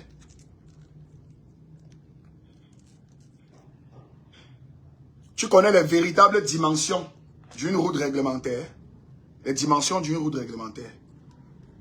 Tu connais ce qui rend une route professionnelle et réglementaire? Tu la connais? C'est pas seulement le bitume, hein? Le fait que le bitume soit lisse. Il y a même des routes où quand le bitume est lisse, c'est un problème. Tu connais ce qu'on appelle une route réglementaire? Je suis allé à Dubaï. Tu roules comme ça à un moment donné, il y a des tronçons sur lesquels on a mis des petits pointillés. Où est les petits? On a mis des pointillés qu'on a partout sur la route, au moins sur 1 km. Ou au moins sur 1 km avec des espacements. Vous connaissez à quoi ça sert? C'est qu'on sous-entend que sur ce long tronçon-là, il est souvent arrivé à certains chauffeurs de somnoler. Alors les petits pointillés qu'on aligne là, c'est pour que lorsqu'il monte dessus, la voiture fait...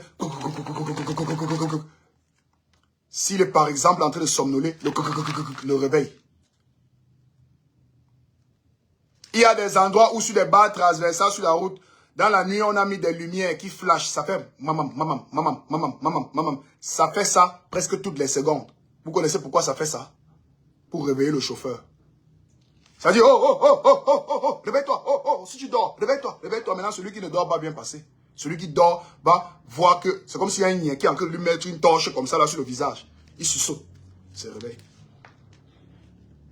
Une bonne route, ce n'est pas seulement le goudron, ce n'est pas seulement le bitume. Déjà qu'au Cameroun, on a d'abord de mauvais bitume. Pourtant, nous avons la première matière.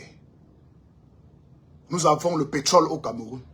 Et le bitume, c'est le résidu du pétrole.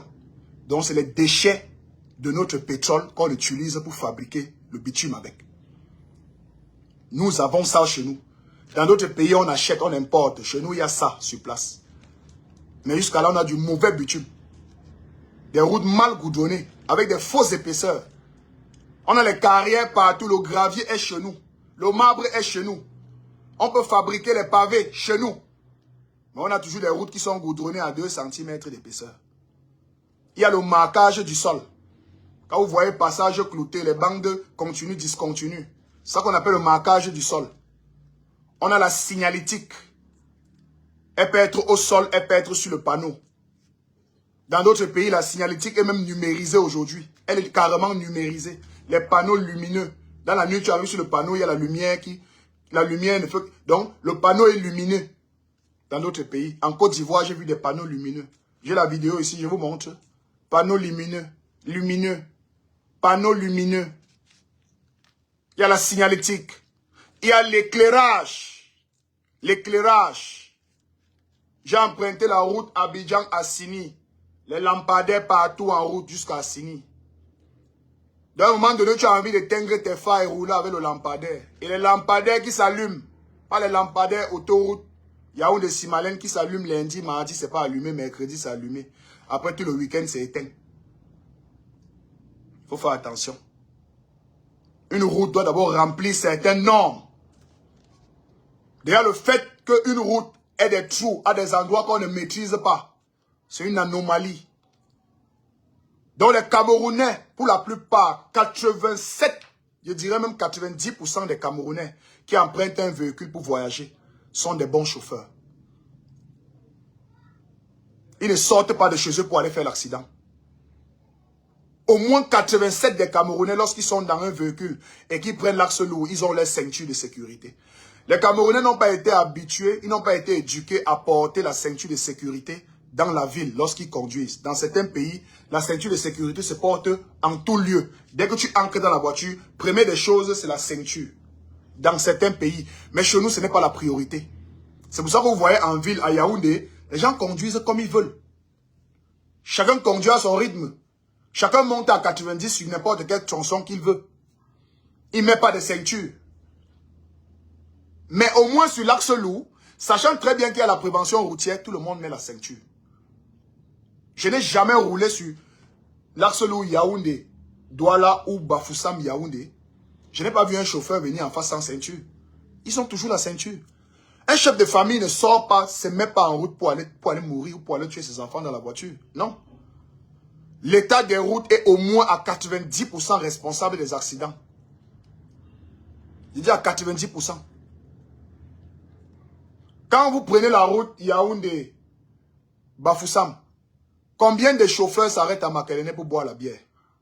Vous n'allez pas prendre un chiffre de 12% des chauffeurs sur cette tronçon qui s'arrêtent pour manger la viande, taper les fesses des filles et boire la bière, pour faire de cela un sondage ou un résultat d'après vos sondages sur la généralité de l'ensemble des chauffeurs qui empruntent cette route. Non, la plupart des routes, quand ils prennent Yaoundé Bafoussam, ils partent pour un objectif précis. Ils ne s'arrêtent pas pour boire des bières. Et même à Makelene, parfois vous vous arrêtez, il y en a qui boivent la bière, il y en a qui prennent de la viande et de l'eau. Donc au moins 87% des chauffeurs ne boivent pas la bière quand ils conduisent. Au moins 87% ne boivent pas de la bière. Ils boivent la bière avant ou après leur voyage. Quand il dit avant, c'est que il peut boire sa bière à la veille. Il s'en va dormir, voyage à 9 h. Ayant passé la nuit en dormant. Vous n'allez pas empêcher aux gens de consommer de la bière. Mais est-ce que c'est la cause des plus grands accidents que nous avons?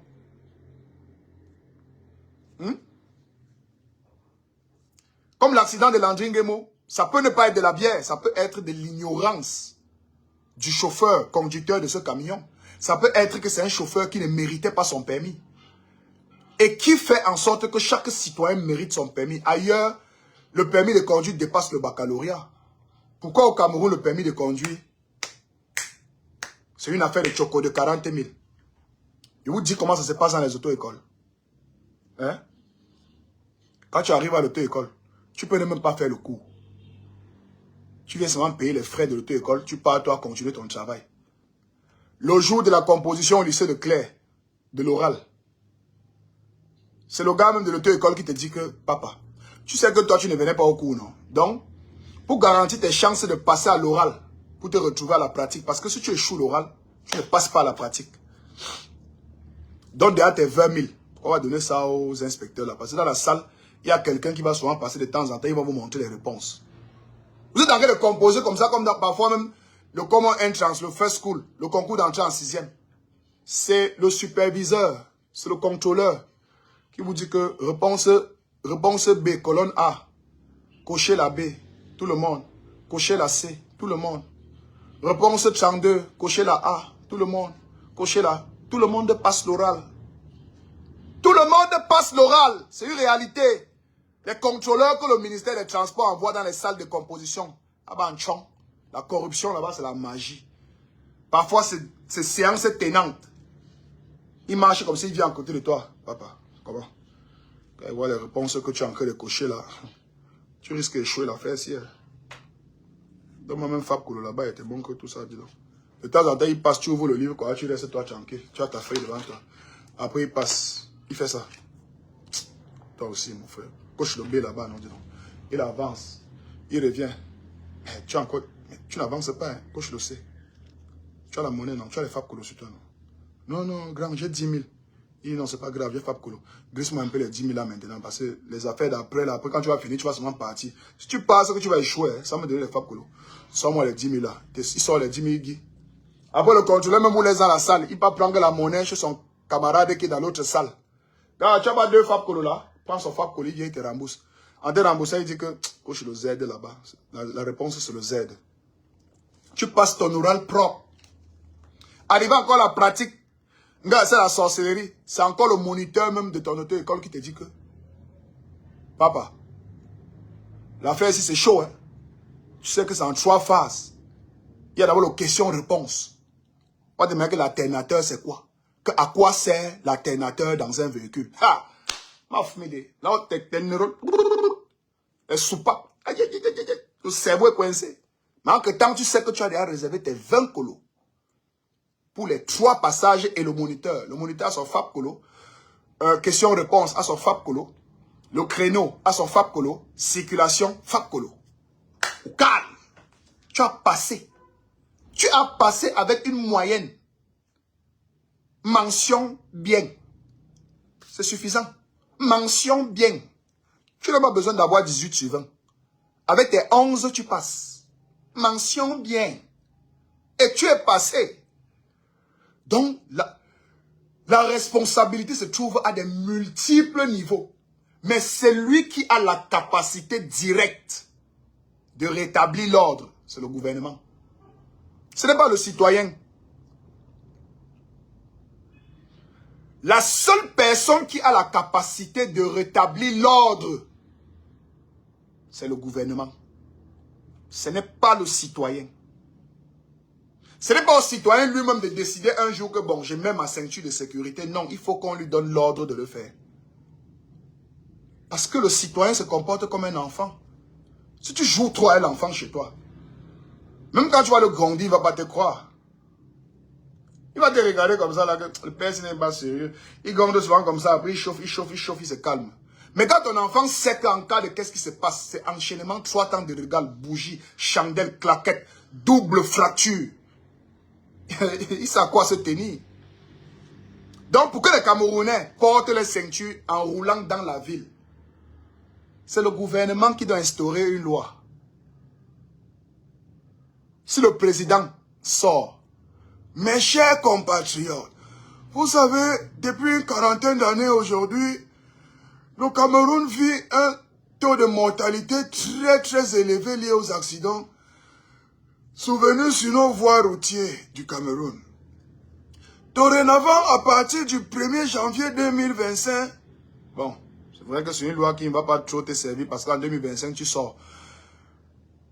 Il sera très important pour le peuple de savoir que lorsque vous roulez dans les grandes métropoles comme Yaoundé, Bafoussam, Garoua, Douala, le port de la ceinture dans la circulation urbaine est obligatoire. Celui qui ne mettra pas cela pourra être passible d'une prison, d'un emprisonnement faible d'allant de 3 mois à 9 mois et d'une amende allant de 50 000 à 150 000. Les ceintures seront portées. Les ceintures seront portées. Le décret n'a pas besoin d'être acté à l'Assemblée. On n'a pas besoin de l'implémenter. C'est-à-dire que rien que la bouche du président. Un peu comme ça se passe au Burkina, non? Le président sort. À partir de maintenant jusqu'à dorénavant, l'influenceuse tiktokeuse qui fait encore des vidéos sur TikTok ou sur Facebook en se dépravant ou en montrant les jours de ses seins, sera passible d'un emprisonnement ferme allant jusqu'à 2 ans et d'une amende allant jusqu'à 3 millions. Il le dit. Est-ce qu'il a écrit quelque part? C'est le président qui a parlé. Va alors faire la vidéo. Va faire la vidéo. Et voilà, il dit que ce n'est pas la route qui tue, c'est l'homme qui tue. Oui, c'est l'homme qui tue, c'est le gouvernement qui tue. C'est le gouvernement qui tue. C'est le gouvernement qui peut stopper le carnage à n'importe quel moment. Pourquoi quand on tire sur le gouvernement, ça vous énerve? Le gouvernement est mon employé, je dois tirer sur lui. C'est le gouvernement. Parce qu'il est mon employé, il travaille pour moi. Quand il fait mal son travail, je dois le rappeler à l'ordre. Que monsieur le gouvernement, vous ne faites pas votre travail. Le citoyen fait déjà son travail. Le citoyen fait son travail. Il cotise l'argent dans la caisse pour te permettre de fonctionner.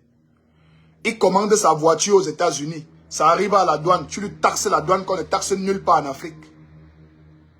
Pour dédouaner un SUV, tu lui demandes de payer 30 millions de frais de douane. Et il réussit à payer. Son véhicule entre au pays. Lui veut un permis. Il va aller à l'école pour obtenir le permis. Mais Par le biais de ton ministère des Transports, tu lui donnes l'opportunité d'acheter le permis. Il fait venir des engins lourds. Il veut que tu ouvres une école, auto-école pour les engins lourds, pour les semi-remorques. Tu n'ouvres pas. Et on lui informe qu'en Centrafrique, on peut acheter le permis des engins lourds à 200 000. Et on vient au Cameroun convertir le permis. On convertit le permis, il envoie maintenant les tombeaux ouverts en route. Ça n'a pas tué les gens. Ça tue les Landingemo, nos anciens lions. Ça tue les Cabré Nandji. Ça tue les Blaise Calaban. Ça tue les Sami. Quand vous voyez l'accident de Sami, du Métis, qui était le photographe de Karimo, vous voyez la vitesse à laquelle le SUV de la maman l'avait percuté. C'était sur quelle route? Est-ce qu'il y avait un panneau là-bas de limitation de vitesse à 60 ou à 50? Nous sommes en plein centre-ville. Une femme est au moins à 80, 90. Vous avez vu comment elle a percuté le gars? Que boum! Projection. Rien que ici en route, viens voir comment les gars prennent, ici à Yaoundé au quartier général, quand ils sortent de la voirie, ils montent, ou quand ils descendent, lycée de Claire en descendant par garnison, viens voir le miracle. Même les voitures de la police, viens voir comment les voitures de la police roulent en ville. Les pick-up de la gendarmerie, voitures de la police. Il n'a pas mis le double clignotant. Hein. Il roule normalement comme toute autre voiture. Il passe devant toi, ouang! Au nom de que c'est la voiture de la gendarmerie. Au nom de que c'est la voiture de la police. Au nom de que c'est une voiture militaire. C'est pour ça qu'il doit violer toutes les règles routières. Toutes les règles de circulation. Parce que il a la plaque d'immatriculation de l'armée. Il passe devant toi. Pas de double clignotant. Ils ne sont pas en cortège. Il est seul. Mais rien que parce qu'il sait qu'il y a le béret devant la voiture, il peut faire ce qu'il veut.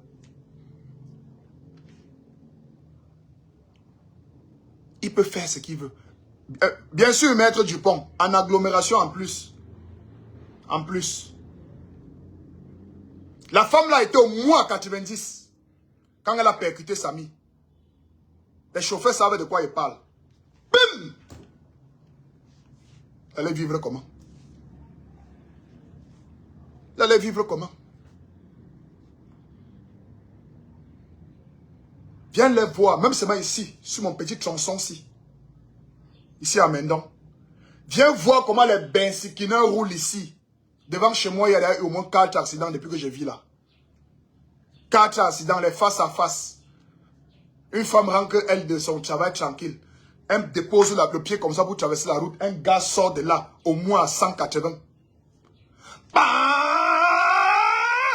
Après, tu entends, il sort le bruit comme l'arme.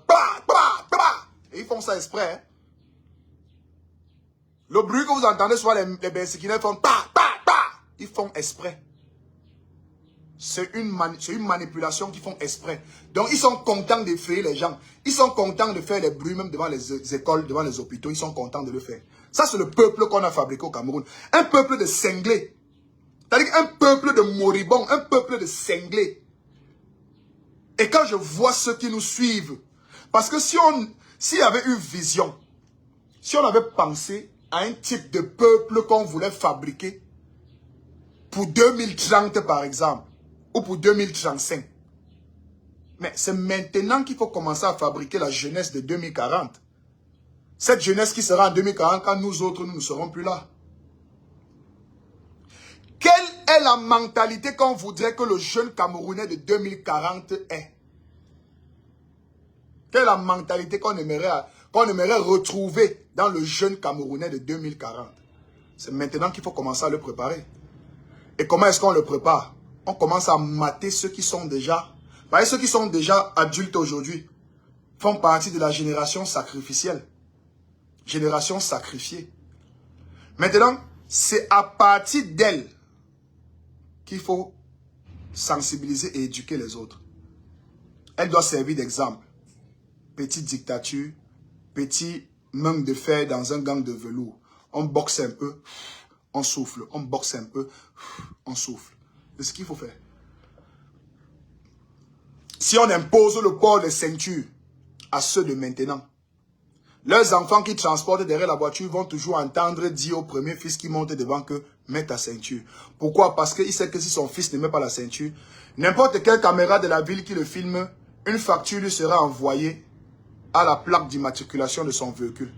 Donc ça veut dire que même s'il a donné son véhicule au chauffeur et que le chauffeur ne rappelle pas aux enfants de mettre la ceinture, quand l'amende va venir à la fin du mois et qu'il va se rendre compte que c'est la voiture que le chauffeur utilise, il va seulement aller dans le salaire du chauffeur, couper son salaire et payer l'amende avec. Quand le chauffeur va se rendre compte que quand il ne dit pas à l'enfant de mettre la ceinture, on envoie l'amende à la plaque du véhicule qui conduit et qu'ensuite son patron prend son salaire pour payer l'amende là avec, le chauffeur va travailler. Donc, il faut être dur avec des citoyens têtus comme les Camerounais. Il faut être dur. Mais de la vraie durceur. Pas la durceur d'un ministre qui se lève à chaque fois il intimide les Camerounais à la télé. On n'a pas besoin de ça, c'est trop bête. On n'a pas besoin de ça. On a besoin d'une vraie dictature progressive. Une dictature nationaliste. Une dictature au service du peuple. Une dictature pour redresser un peuple qui n'est plus que l'ombre de lui-même.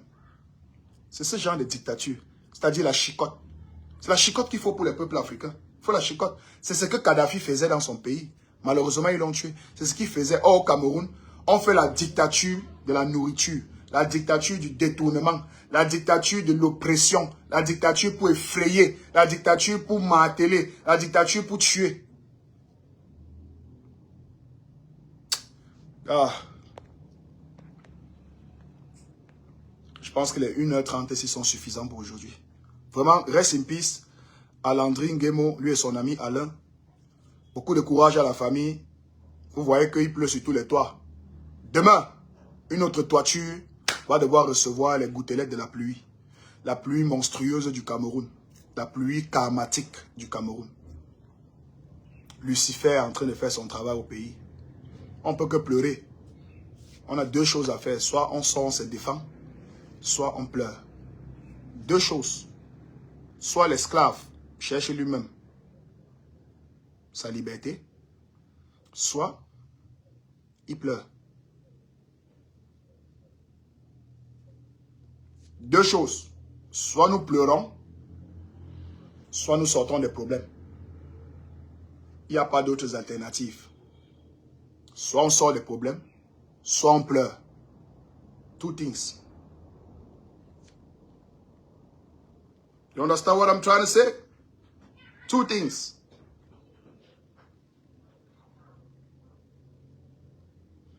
Surtout likez la vidéo. Two things. Likez la vidéo. On était ensemble. Passez une bonne journée. Je m'en vais travailler.